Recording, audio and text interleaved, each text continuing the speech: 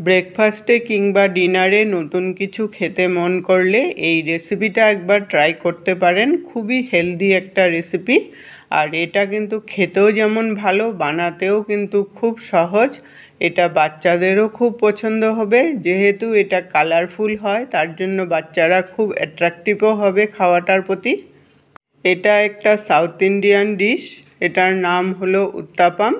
এটা কিন্তু অনেকভাবেই বানানো যায়। আজ আমি খুব সহজ পদ্ধতিতে উত্তাপাম বানিয়ে দেখাবো।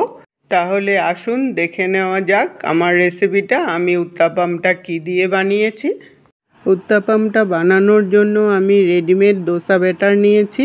এটা আপনারা যে কোনো ডিপার্টমেন্টাল স্টোর বা শপিং মলেও পেয়ে যাবেন। ইচ্ছা করলে ব্যাটারটা আপনারা বাড়িতেও তৈরি করে নিতে পারেন। চাল আর বিউলির ডাল ভিজিয়ে তারপর মিক্সিতে পেস্ট করেও ব্যাটারটা তৈরি করতে পারেন, বা সুজি আর দই দিয়েও কিন্তু ব্যাটারটাকে বানাতে পারেন। ব্যাটারটাকে আমি বাটির মধ্যে নিয়ে নিলাম, তারপর এটার মধ্যে স্বাদ অনুসারে নুন দিয়ে দিলাম। নুন দিয়ে ভালো করে মিশিয়ে নেব।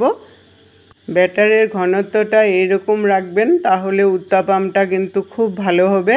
চাল ডাল ভিজিয়েও যদি ব্যাটার বানান তাহলে ঘনত্বটা কিন্তু এইরকমই রাখবেন। এখন ব্যাটারটাকে সাইডে রেখে দিলাম। এই উত্তাপামটা বানানোর জন্য আমি কতগুলো সবজি নিয়েছি, আর এই সবজিগুলো কিন্তু আপনারা আপনাদের খুশি মতো দিয়ে দিতে পারেন। আর বাচ্চারা খেলে একটু কালারফুল সবজি দেওয়ার চেষ্টা করবেন, তাহলে কিন্তু খুবই আকর্ষণীয় হবে, তখন খেতেও ইচ্ছে করবে ওদের। ছোট ছোট করে কেটে নেব। বেশি ছোট করবেন না, একটু মিডিয়াম সাইজের রাখবেন, তাহলে দেখতেও ভালো লাগবে। সবজিগুলো নানানভাবে কেটে নেবেন, তাহলে দেখতেও ভালো লাগবে। গাজরটাকে গ্রেট করে দেব, তাহলে আরও দেখতে ভালো লাগবে। আর টমেটোটাকেও ছোট ছোট করে কেটে নেব। আর টমেটোটা কাটার আগে ভিতরে পাল্পগুলো ফেলে দেবেন, যাতে জল জল হয়ে না যায়। টমেটোর পাল্পগুলো ফেলে তারপর ছোট ছোট করে কেটে নিলাম।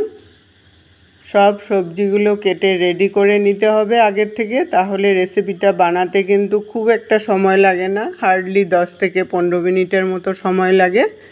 আমি কর্নও নিয়েছি, মটরশুঁটিও নিয়েছি, আর কাঁচা লঙ্কাও নিয়েছি। ঝালটা যদি আপনারা না খান তাহলে গোলমরিচের গুঁড়োও দিতে পারেন, বা ঝালটা স্কিপও করতে পারেন।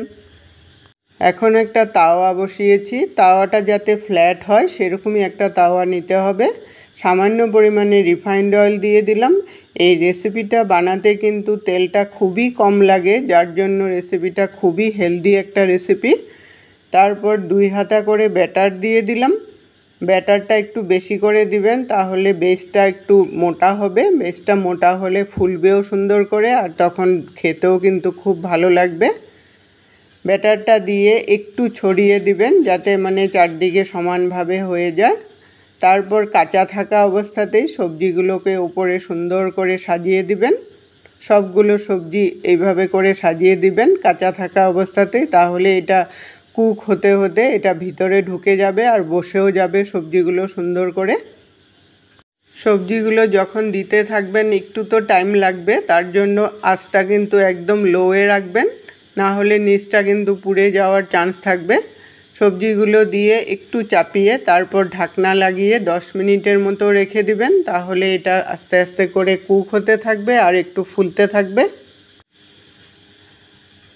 10 মিনিট পরে ঢাকনাটাকে উঠিয়ে নিলাম। দেখুন বেসটা কিন্তু বেশ সুন্দর করে ফুলে উঠেছে। উল্টিয়ে নিয়ে তারপর এটার সাইড থেকে আর একটু তেল দিয়ে দিবেন, তাহলে নিচটাও কিন্তু ভালো করে হয়ে যাবে আর সবজিগুলোও সিদ্ধ হয়ে যাবে। আবার 5 মিনিটের জন্য ঢাকা দিয়ে দিবেন। একবার ঢাকা দেওয়ার পর বেসটা কিন্তু অনেকটাই হয়ে যায়, তাই পরের বার ঢাকা দেওয়ার সময় আর বেশিক্ষণ লাগবে না। আরও 5 মিনিট পরে ঢাকনাটাকে উঠিয়ে নিলাম। আমার উত্তাপাম কিন্তু একদম রেডি হয়ে গেছে। দেখুন কি সুন্দর লাগছে না দেখতে। এইভাবে করে বাকিগুলো ভেজে নামিয়ে নিতে হবে। সবগুলো উত্তাপাম ভেজে নামিয়ে নিয়েছি। দেখুন কি সুন্দর লাগছে না। বাচ্চারা কিন্তু খুবই মনোযোগ সহকারে খাবে।